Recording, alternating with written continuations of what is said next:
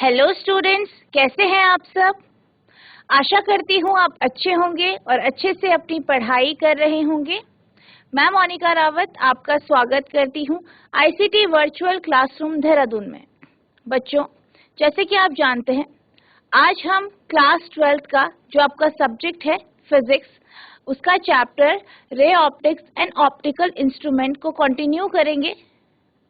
तो बच्चों, last class में हमने देखा था एप्लीकेशन रिफ्रैक्टिव इंडेक्स का, यानी किस तरीके से आपका जो एटमॉस्फेयर होता है यानी वायुमंडल होता है उसमें अपवर्तन होता है, जिस कारण हमें सूर्योदय से पूर्व और सूर्यास्त के बाद सूर्य दिखाई देता है।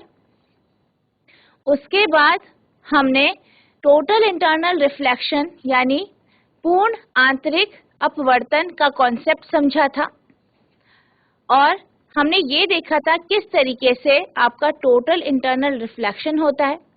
इसके बाद हमने क्रिटिकल एंगल के बारे में समझा था, उसका कॉन्सेप्ट देखा था और ये जाना था कि TIR यानी टोटल इंटरनल रिफ्रैक्शन यानी कि पूर्ण आंतरिक अपवर्तन तभी होता है जब कोई प्रकाश की किरण क्रिटिकल एंगल यानी क्रांतिक कोण से ज्यादा कोण में हम इंसिडेंट करते हैं, अपतित करते हैं, तभी हमें TIR यानी टोटल इंटरनल रिफ्लेक्शन दिखाई देता है।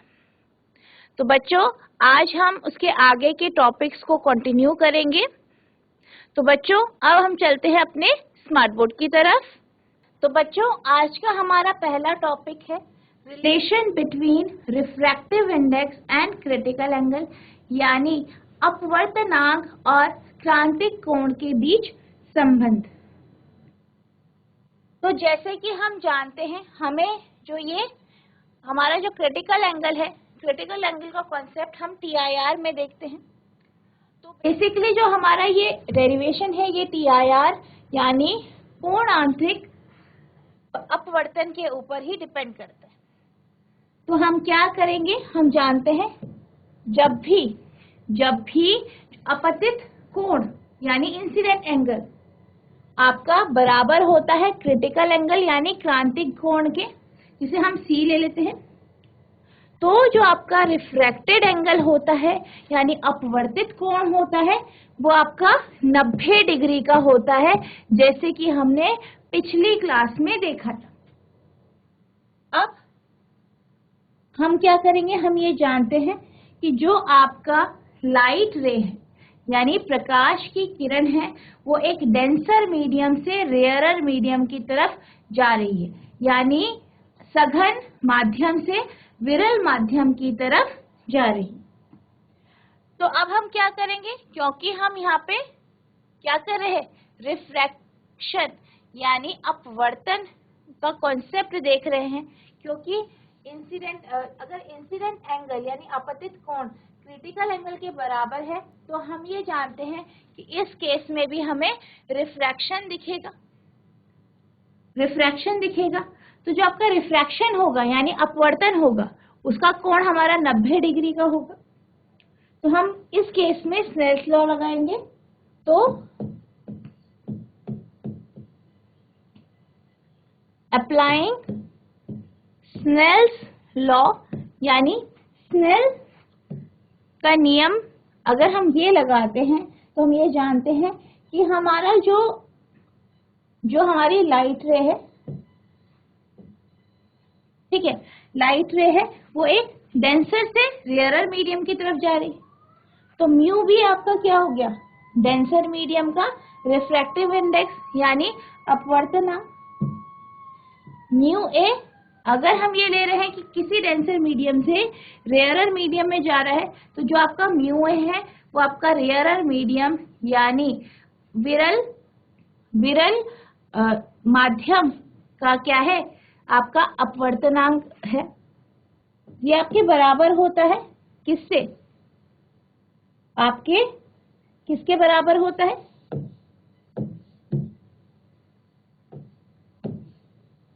जो आपका म्यू बी साइन C है, ठीक है, म्यू बी साइन C है। म्यू बी क्या है, आपका जो सघन माध्यम है उसका रिफ्रैक्टिव इंडेक्स यानी अपवर्तनांक, इसको अगर हम मल्टीप्लाई करें साइन ऑफ एंगल सी यानी क्रिटिकल एंगल यानी क्रांतिक कोण से, तो ये बराबर होता है म्यू ए, यानी म्यू ए मतलब आपका जो रिफ्रैक्टिव इंडेक्स है रेयरर मीडियम का, यानी आपका जो आपका विरल माध्यम है उसका अपवर्तनांक इनटू ये किससे मल्टीप्लाई होगा, साइन ऑफ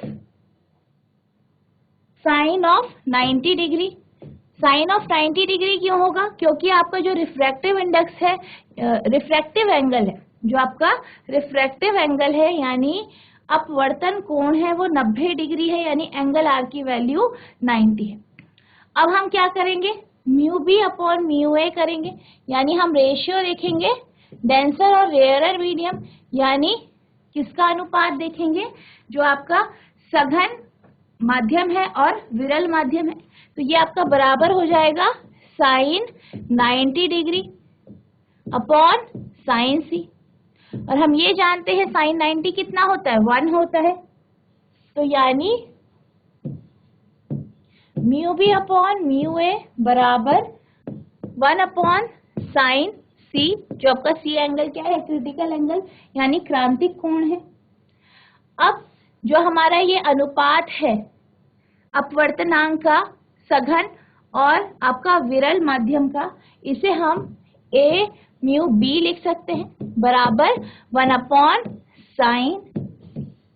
तो ये क्या आ गया आपका, ये आपका रिलेशन आ गया, क्या आ गया, ये आपका रिलेशन आ गया इसके बीच में, अपवर्तनांक और क्रिटिकल एंगल यानी क्रांतिक कोण के बीच में, यानी हमने इन दोनों के बीच में संबंध निकाल दिया।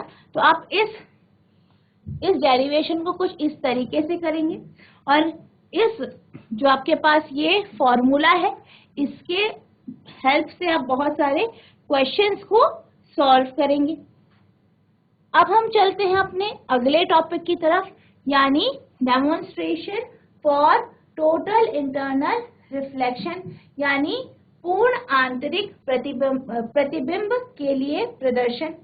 तो बेसिकली आपको क्या करना है, इसमें एक आपको कंटेनर लेना है, आप कोई भी कंटेनर ले सकते हैं, कोई भी बर्तन ले सकते हैं, ठीक है, पर आपको बर्तन ऐसा लेना है जिससे आपकी लाइट रेज पास हो, यानी कि जो प्रकाश की किरणें हैं या लेजर लाइट हम लेते हैं वो पास हो। तो बेसिकली हम इस केस में कोई आप कांच का बना हुआ एक वेसल ले सकते हैं। अब हम क्या करेंगे, एक हमने लेजर लाइट लेनी है और पानी लेना है, और पानी को इस कंटेनर में डाल देना है। इस पानी में हमें कुछ साबुन घोल देना है, यानी थोड़ा सा आपको साबुन इसमें घोल देना है। अब आप क्या करेंगे, आपने लेजर लाइट लेनी है, ठीक है, लेजर लाइट लेनी है, और लेजर लाइट को जैसे कि आपको फिगर ए में दिखाई दे रहा है, इस तरीके से आपको इस जो आपके पास ये क्या है, एक वेसल है जिसमें आपने पानी रखा हुआ है, जो कि सोप सोल्यूशन है यानी साबुन का घोल है, उसमें डालना है। तो आप कुछ इस तरीके से एंगल में डालेंगे।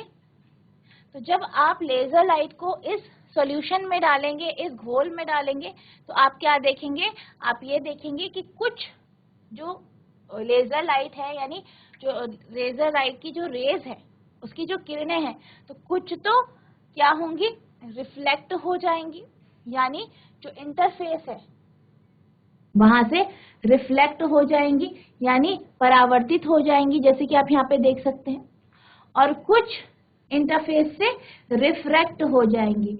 रिफ्रैक्ट यानी कि रिफ्रैक्ट का मतलब क्या हो जाएंगी, अपवर्तित हो जाएंगी, यानी कुछ किरणें परावर्तित हो जाएंगी, कुछ किरणें अपवर्तित हो जाएंगी।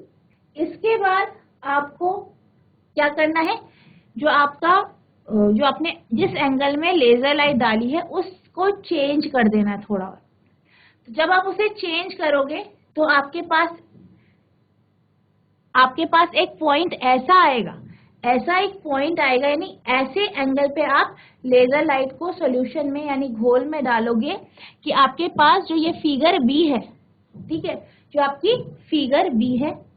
इस तरीके से आपको लाइट दिखाई देगी, यानी कि जैसे कि इसमें आपको दिखाई दे रहा है कि हमने लेजर लाइट इस तरीके से सॉल्यूशन पे डाली और इंटरफेस पे वो टकराई। कहाँ पे टकराई?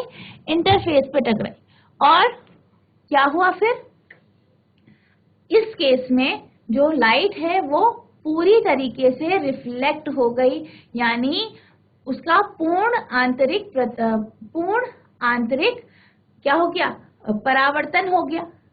ठीक है, टोटल इंटरनल रिफ्लेक्शन हो गया, पूर्ण आंतरिक परावर्तन हो गया, टोटल इंटरनल रिफ्लेक्शन हो गया। तो आपको कुछ जो रेज दिखाई देंगी वो सारी रिफ्लेक्ट होती हुई दिखाई देंगी, कोई भी आपको रिफ्लेक्ट होती नहीं दिखाई देंगी। अब हमने क्या करना है, एक लंबा वेसल लेना है इसी तरीके से और इस सॉल्यूशन को उसमें डाल देना है और उसमें जो लेजर लाइट आप डालेंगे वो कुछ इस तरीके से डालेंगे। कैसे डालेंगे? कुछ इस तरीके से आप उसमें लेजर लाइट डालेंगे। फिर आप जब इसमें लेजर लाइट डालेंगे तो क्या होगा, ये जो वेसल है, बर्तन है, उसके बाउंड्री से टकराएंगी और कुछ टकरा के इस तरीके से आपको रेज दिखाई देंगी, यानी जो किरणें हैं वो आपको इस तरीके से जाती हुई दिखाई देंगी। तो आप ये देखेंगे कि जो लाइट रे है या जो हमने लेजर लाइट ली है उसकी जो किरणें हैं वो पूर्ण आंतरिक जो परावर्तन है वो आपको दिखाती है, यानी टोटल इंटरनल रिफ्लेक्शन आपको यहाँ पे देखने को मिलता है। तो ये एक एक्टिविटी है जिसके थ्रू हमने ये देखा कि किस तरीके से टोटल इंटरनल रिफ्लेक्शन होता है, यानी जो आपका TIR का कॉन्सेप्ट है उसको हमने इस एक्टिविटी के थ्रू समझा। और हम ये जानते हैं कि जब हमने जैसे पिछली क्लास में पढ़ा था कि जब हम लाइट रेज डालते हैं किसी सॉल्यूशन में, ठीक है, तो क्या होता है, वो टोटली रिफ्लेक्ट हो जाती है। कब होती है टोटली रिफ्लेक्ट? मतलब पूर्ण परावर्तित कब होती है? जब आपका जो इंसिडेंट एंगल है, ठीक है, इंसिडेंट एंगल है वो क्रिटिकल एंगल से ज्यादा हो जाता है। क्रिटिकल एंगल से ज्यादा हो जाता है तो उस केस में क्या होता है, आपको पूर्ण आंतरिक प्रतिबिंब या आप कह सकते टोटल इंटरनल रिफ्लेक्शन या टोटल इंटरनल आपका परावर्तन जो होता है वो आपको देखने को मिलता है, यानी पूर्ण आंतरिक आपका परावर्तन आपको देखने को मिलता है। अब आपका नेक्स्ट टॉपिक है total internal reflection in nature and it's technological applications, यानी प्रकृति में पूर्ण आंतरिक परावर्तन तथा इसके प्रौद्योगिकीय अनुप्रयोग। यानी हम कुछ एप्लीकेशन अनुप्रयोग देखेंगे जो हम नॉर्मल लाइफ में देखते हैं। अब पहला आपका है मिराज, यानी मृग तृष्णा जिसे आप कहते हैं। तो बेसिकली होता क्या है, जो गर्म जगह होती, ठीक है, जो गर्म जगह होती, आप जानते हैं गर्म जगह है तो यानी जो सतह है, जो पृथ्वी की सतह है वो गर्म है। तो जब वो गर्म होगी, आप जानते हैं कि जो गर्म सतह होती है उसके पास जो एयर होती है, हवा होती है, वो हल्की होती है, यानी लाइट होती है, ठीक है। और आपको पता है कि गर्म हवा हल्की होती है। तो जो हवा पृथ्वी के पास है या फिर हम कह सकते हैं हमारी जो ग्राउंड है उसके पास है, फील्ड के पास है, जमीन के पास है, वो कैसी है, गर्म है। और जैसे जैसे हम ऊपर जाते हैं तो इसका जो रिफ्रैक्टिव इंडेक्स होता है, या हम कह सकते हैं कि जो इसका क्या होता है आपकी मतलब उसकी जो लाइटनेस होती है, यानी जैसे हम ऊपर जाएंगे तो हवा आपकी थोड़ा ठंडी ठंडी होती रहेगी, तो यानी जो आपका ऊपर की जो हवा है वो ठंडी है। इसका मतलब ये है कि पृथ्वी के पास, यानी जो आपकी जमीन है, धरती है, उसके पास जो है हवा वो हल्की हवा है और ऊपर जाते जाते वो कैसी हो जाती है, हैवी हो जाती है, यानी भारी हो जाती है। तो हम ये कह सकते हैं कि इस कारण जो है एयर का जो यानी हवा का या वायु का क्या है, रिफ्रैक्टिव इंडेक्स भी अलग अलग होता है, क्योंकि नीचे की हवा हल्की है और ऊपर की हवा कैसी है, ठंडी है। तो इस तरीके से क्या होता है, इस तरीके से जो रिफ्रैक्टिव इंडेक्स होता है वो पृथ्वी की तरफ आते आते या धरती की तरफ आते आते क्या हो जाता है, कम हो जाता है, यानी जो अपवर्तनांक है वो कम होता जाता है। अब इसकी वजह से क्या होता है, इसकी वजह से क्या होता है, अगर हम नॉर्मल टेम्परेचर की बात करें, यानी ऊपर नीचे टेम्परेचर बिल्कुल ठीक है, नॉर्मल टेम्परेचर है, नॉर्मल कंडीशन है, गर्मी नहीं हो रही, तो यानी रिफ्रैक्टिव इंडेक्स एयर का सेम हो। जो आप फिगर में देख सकते हैं कि टेम्परेचर क्या है, यूनिफॉर्म है, एक जैसा है, नॉर्मल है, ठीक है। लाइट रेस पड़ रही है, यहाँ पे एक ऑब्जर्वर है, वो इस पेड़ को देख रहा है, तो उसको ठीक तरीके से सब दिखाई दे रहा है। अब हम फिगर बी देखते हैं, जबकि हवा आपकी क्या है, गर्म है, यानी ऐसी जगह जहाँ पे गर्मी है, तो हम ये जानते हैं कि जो रिफ्रैक्टिव इंडेक्स है यानी अपवर्तनांक है वो पृथ्वी की तरफ आते हुए क्या हो जाता है, कम हो जाता है, यानी डिक्रीज हो जाता है, ठीक है, डिक्रीज होता है। तो जब ये डिक्रीज होता है तो यानी जो हवा की जो लेयर है यानी एयर की जो लेयर है उसका जो रिफ्रैक्टिव इंडेक्स है कुछ कुछ दूरी पे वो चेंज होता है, यानी उसका अपवर्तनांक क्या होता है, बदलता रहता है कुछ कुछ दूरी पे। यानी अगर हम बात करें रिफ्रैक्टिव इंडेक्स के चेंज होने की, यानी अपवर्तनांक, यानी जो आपका अपवर्तनांक है वो क्या हो रहा है, चेंज हो रहा है। अगर हम इसकी बात करें तो हम ये जानते हैं कि जब सारे लेयर्स का क्या है, हवा का जो रिफ्रैक्टिव इंडेक्स है वो बदल रहा है, तो इसका मतलब ये है कि जब भी कोई लाइट रे यानी प्रकाश की किरण इससे ट्रैवल होगी, यानी इससे क्या करेगी, गमन करेगी, चलेगी, तो ऑब्वियस सी बात है उसका पाथ चेंज होगा, यानी उसका जो पथ है वो बदलेगा। तो इस कारण जैसे जैसे इस पेड़ की जो इस पेड़ से जो लाइट रिफ्लेक्ट हो रही है, प्रकाश परावर्तित हो रहा है, वो इस तरीके से, क्योंकि एयर का क्या हो रहा है, रिफ्रैक्टिव इंडेक्स चेंज हो रहा है, इस तरीके से वो जो सामने खड़ा ऑब्जर्वर है या व्यक्ति है उस पे इस तरीके से पहुंचेगी।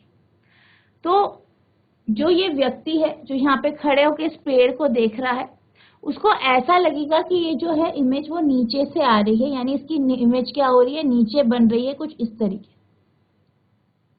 तो उसको ऐसा लगेगा कि इसकी जो इमेज है यानी इसका जो प्रतिबिंब है वो नीचे बन रहा है, तो उसे लगेगा कि ये जो नीचे जो इसका प्रतिबिंब बना है इसका कारण क्या है कि नीचे क्या है, पानी है, नीचे क्या है, पानी है। क्योंकि हम जानते हैं कि पानी के ऊपर आप जानते हो क्या होता है, रिफ्रैक्शन होता है, क्या होता है, रिफ्लेक्शन होता है, यानी जब भी लाइट रेज पानी के ऊपर पड़ती है तो हमें एक इमेज बनाती है या इमेज फॉर्मेशन होता है या प्रतिबिंब बनता है। तो इस तरीके से इस व्यक्ति को ऐसा लगेगा कि जो ये पेड़ है इसका प्रतिबिंब नीचे बन रहा है, यानी यहाँ पे पानी।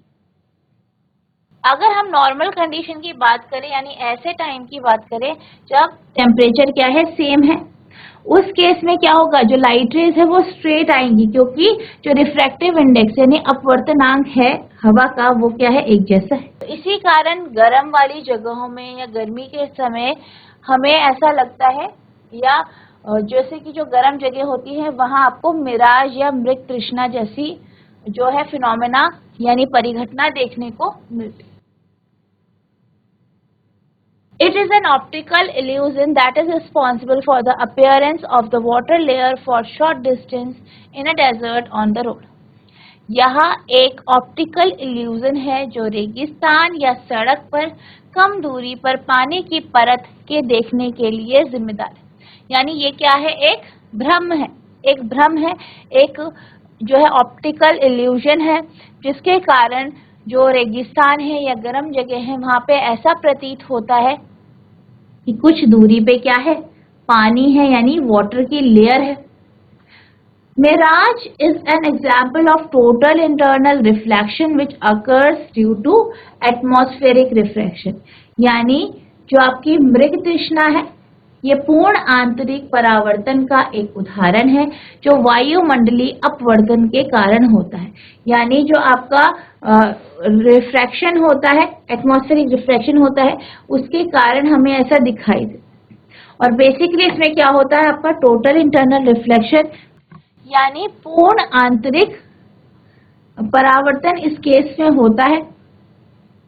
क्योंकि हम ये जानते हैं कि जब हम बात करते हैं किसकी, आपकी टोटल इंटरनल रिफ्लेक्शन की, तो हम ये जानते हैं कि इस केस के लिए क्या होता है कि जो आपकी लाइट रे है या कोई भी रे है, ठीक है, जैसे लेजर लाइट है या कोई भी लाइट रे है, वो डेंसर मीडियम से यानी सघन माध्यम से विरल माध्यम यानी जो आपका रेयरर मीडियम की तरफ जानी चाहिए। दूसरा हमने ये जाना था कि टोटल इंटरनल रिफ्लेक्शन होता है कब, जब जो इंसिडेंट एंगल होता है यानी अपतित कोण होता है वो कैसा होता है, क्रिटिकल एंगल होता है या उससे ज्यादा होता है, तभी आपको देखने को मिलता है। तो जो आपका ये मिराज है ये बेसिकली किसका एक एप्लीकेशन है, किसका अनुप्रयोग है, टोटल इंटरनल रिफ्लेक्शन यानी TIR का अनुप्रयोग। अब हम बात करते हैं डायमंड यानी हीरे की। तो हमें जानते हैं कि अगर कोई एक अगर आपके पास कोई कांच है और कांच को आप एक हीरे की शेप दे दें, किसका डिजाइन दे दें, हीरे का डिजाइन, तो जो आपका हीरा होता है और कांच होता है एक जैसी दोनों की क्या है, शेप है, आकार है, पर जो आपका हीरा होता है वो ज्यादा चमकता है अगर हम कांच से कंपेयर करें। तो बेसिकली ऐसा क्यों होता है, तो अगर हम बात करें एक हीरे की और एक कांच की, अगर हम कांच यानी ग्लास की बात करें तो ग्लास का जो केस होता है, ग्लास की चमक हमें ज्यादा दिखाई नहीं देती है। इसका रीजन ये है कि जो आपका ग्लास होता है उसका रिफ्रैक्टिव इंडेक्स होता है 48 डिग्री। कितना होता है, 48 डिग्री का उसका क्या होता है, रिफ्रैक्टिव इंडेक्स नहीं, उसका क्या होता है IC यानी जो उसका क्या होता है, क्रिटिकल एंगल, ठीक है, जो उसका क्रिटिकल एंगल होता है वो आपका कितना होता है ग्लास का, 48 डिग्री। वहीं अगर हम डायमंड की बात करें, अगर हम डायमंड का केस लें तो डायमंड जो होता है उसका जो इंसिडेंट एंगल होता है वो 24 डिग्री का होता है, या आप कह सकते हैं क्रिटिकल एंगल उसका 24 डिग्री का होता है। यानी ग्लास का क्रिटिकल एंगल 48 डिग्री, डायमंड का 24 डिग्री, ठीक है। तो इसका मतलब ये है कि अगर हम डायमंड का केस लें तो क्रिटिकल एंगल 24 डिग्री है यानी 24 डिग्री है। तो हम ये जानते हैं कि TIR यानी टोटल इंटरनल रिफ्लेक्शन यानी पूर्ण आंतरिक परावर्तन कब होगा, पूर्ण आंतरिक परावर्तन उसी केस में होगा जब IC की वैल्यू जो है या जो इंसिडेंट एंगल है, अपतित कोण है, उसकी जो वैल्यू है वो बड़ी होगी 24 डिग्री से यानी IC से। तो डायमंड के लिए जब 24 डिग्री है क्रिटिकल एंगल यानी क्रांतिक कोण, तो यानी हम ये कह सकते हैं कि ये ज्यादा टोटल इंटरनल रिफ्लेक्शन दिखा सकता है अगर हम ग्लास से करें, क्योंकि ग्लास का क्या है, ग्लास का जो क्रिटिकल एंगल है वो 48 डिग्री का है। तो इसका मतलब जो इसमें ग्लास में टोटल इंटरनल रिफ्लेक्शन होगा यानी पूर्ण आंतरिक जो आपका परावर्तन होगा वो कितना होगा, वो कम होगा, क्योंकि 48 डिग्री का क्रिटिकल एंगल है तो उससे ज्यादा होना चाहिए ना एंगल, इंसिडेंट एंगल, यानी जो आपका अपतित कोण है उसकी वैल्यू 48 डिग्री से ज्यादा होनी चाहिए। तो यानी डायमंड के केस में टोटल इंटरनल रिफ्लेक्शन ज्यादा होगा अगर हम ग्लास से कंपेयर करें। तो यही कारण है कि जो आपका डायमंड होता है वो ज्यादा चमकीला होता है। तो हम यहाँ पे ये केस ले लेते हैं, आपको यहाँ पे डायग्राम दिखाई दे रहा है, इसमें एक लाइट इंसिडेंट करी हमने, ठीक है, क्या किया, लाइट इंसिडेंट करी जो कि हमने क्रिटिकल एंगल से ज्यादा में ग्रेटर देन क्रिटिकल एंगल था, यानी क्रिटिकल एंगल से ज्यादा इसका क्या था, एंगल था, ठीक है। अब ये इंसिडेंट हुई, आप जानते हैं कि डायमंड में गई, ठीक है, डायमंड में गई, ये किस में गई, एक एंगल पे डायमंड पे इसने एंटर किया। अब ये डेंसर मीडियम से रेयरर मीडियम यानी एयर की तरफ जाना चाहती है। तो अब ये क्या होगा, ये एक एंगल पे यहाँ से जाएगी जिसे हम क्या कहते हैं, क्रिटिकल एंगल पे ये सेकेंड ये क्या है, बाउंड्री है, इससे पड़ेगी, यानी क्रिटिकल एंगल से ज्यादा में ये बाउंड्री 2 में पड़ेगी। फिर इसमें टोटल इंटरनल रिफ्लेक्शन होगा, यानी पूर्ण आंतरिक परावर्तन होगा। फिर जो रिफ्लेक्टेड रे है यानी परावर्तित किरण है वो थर्ड इंटरफेस पे पड़ेगी। थर्ड इंटरफेस पे पड़ेगी तो यहाँ पे भी ये क्रिटिकल एंगल से ज्यादा के एंगल पे पड़ेगी। फिर ये रिफ्लेक्ट होगी यानी परावर्तित होगी। तो इस तरीके से जो लाइट की रेज हैं वो जब एक डायमंड में या डायमंड जो है उस पर एंटर करती है, तो जब वो एंटर करती है उसके बाद वो क्रिटिकल एंगल में क्या होती है, इसमें अलग अलग जो इसके बाउंड्री है वहां पे टकराती है, जिस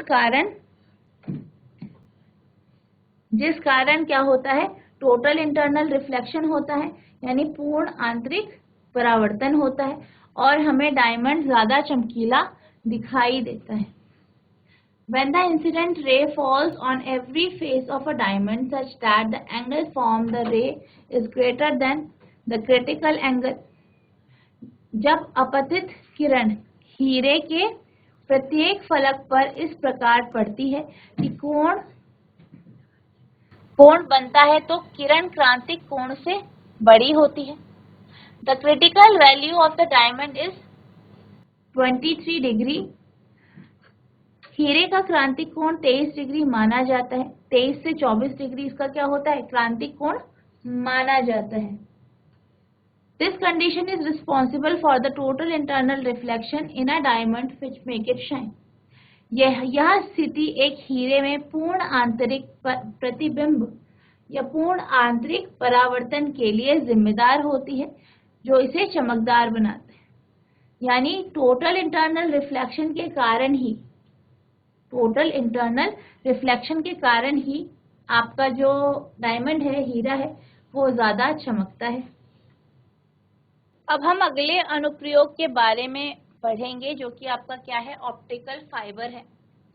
तो जो आपका ऑप्टिकल फाइबर होता है, बेसिकली ऑप्टिकल फाइबर ऐसी पतली पतली आपकी क्या होती है, तारें होती हैं, ठीक है, तारों की जैसी होती है, जिनके अंदर से जो आपकी प्रकाश की किरणें हैं यानी लाइट रेज हैं वो रिफ्लेक्ट होते हुए पास हो जाती है। तो जो आपकी ऑप्टिकल फाइबर होती है उस पे एक लेयर होती है क्लेडिंग की, और जो उसका अंदर का जो होता है वो इनर कोर कहलाता है। और जो आपकी इनर कोर होता है उसकी जो रिफ्रैक्टिव इंडेक्स होता है वो ज्यादा होता है, या फिर आप ऐसे कह सकते हैं कि इसका जो रिफ्रैक्टिव इंडेक्स है वो डेंसर है, यानी ये क्या है, सघन माध्यम है।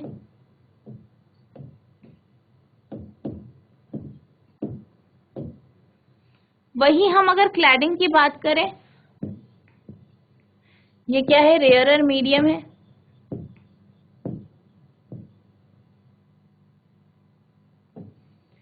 यानी विरल माध्यम है।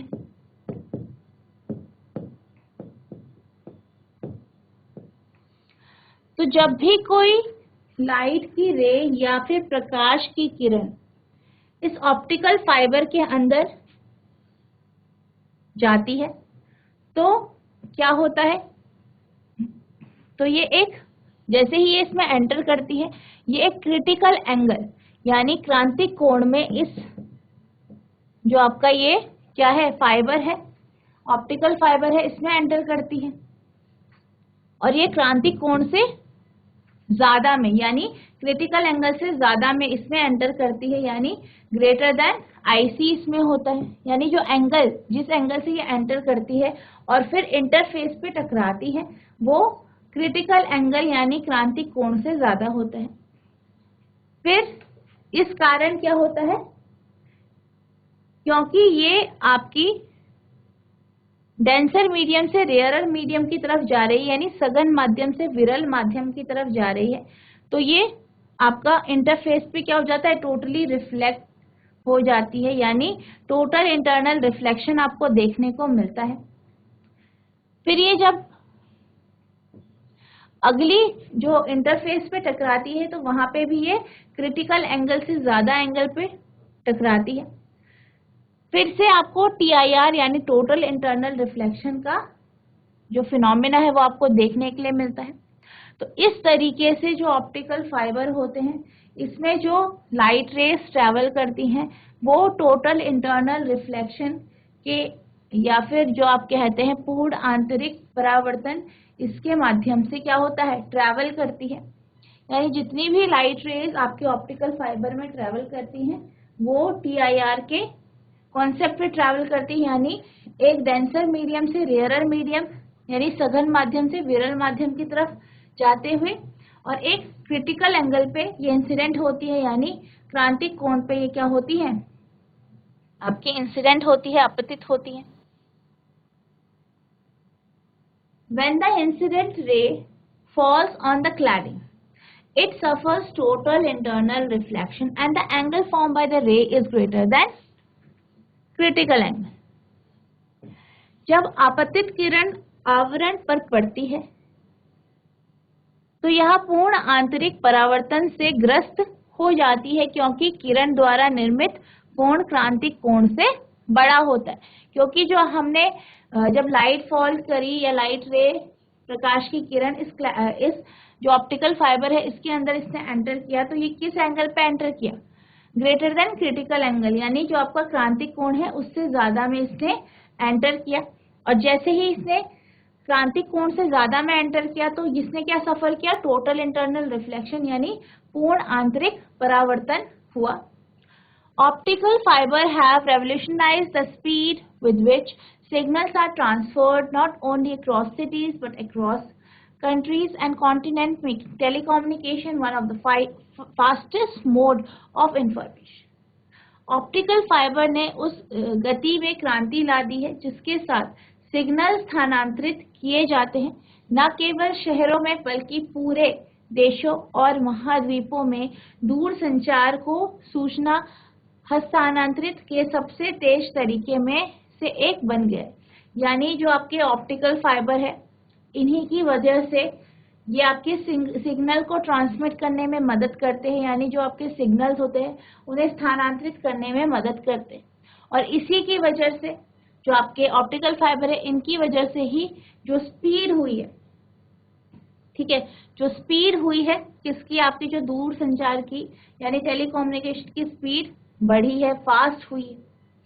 इसका यूज हम एंडोस्कोपी में भी करते हैं, यानी एंडोस्कोपी में ऑप्टिकल फाइबर का भी उपयोग किया जाता है, क्योंकि हम जानते हैं जब भी कोई आपने देखा होगा ऑपरेशन होता है या किसी भी तरीके की आपकी एंडोस्कोपी की जाती है तो लाइट रेज से आपकी इमेज बनाई जाती है।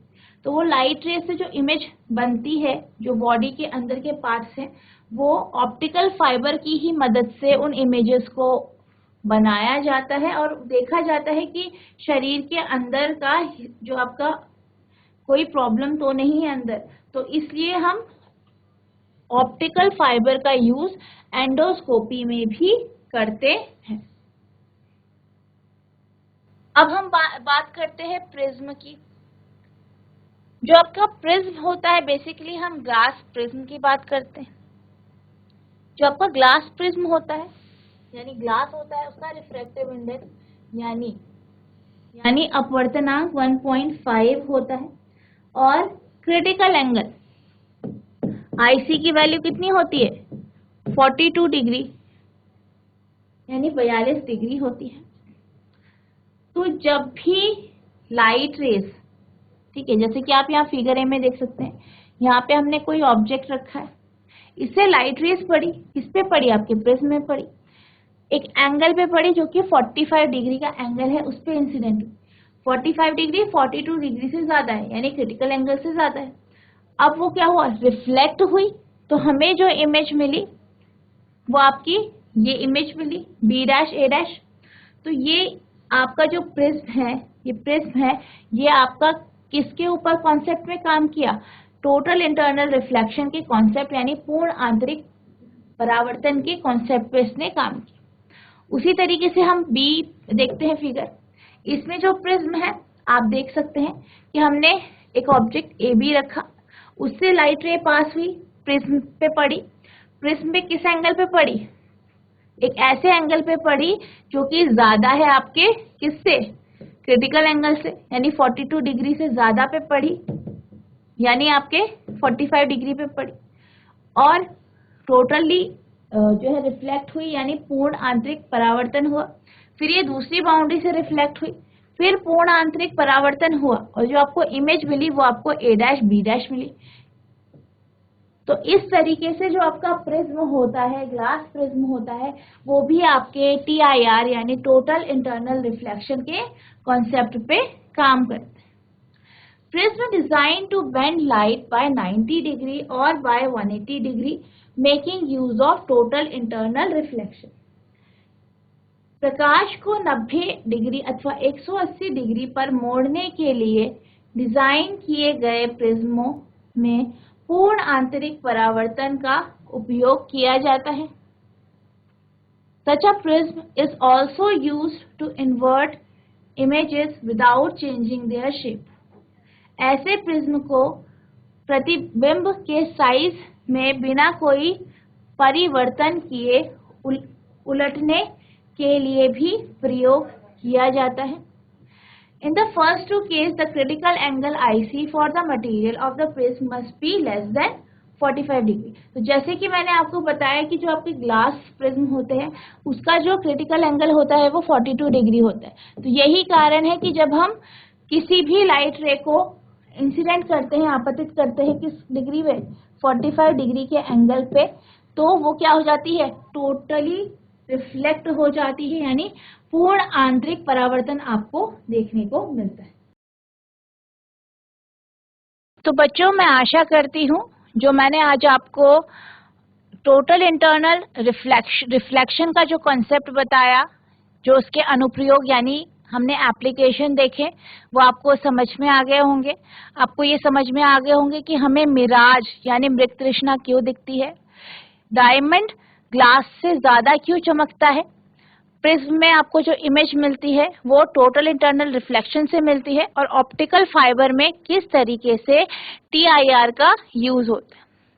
इसी तरीके से हमने जो रिलेशन देखा, जो आपका क्रिटिकल एंगल और आपका जो रिफ्रैक्टिव इंडेक्स है यानी अपवर्तनांक है, उसके बीच में जो संबंध है वो हमने देखा। मुझे आशा है कि आपको वो भी अच्छे से समझ में आ गया होगा।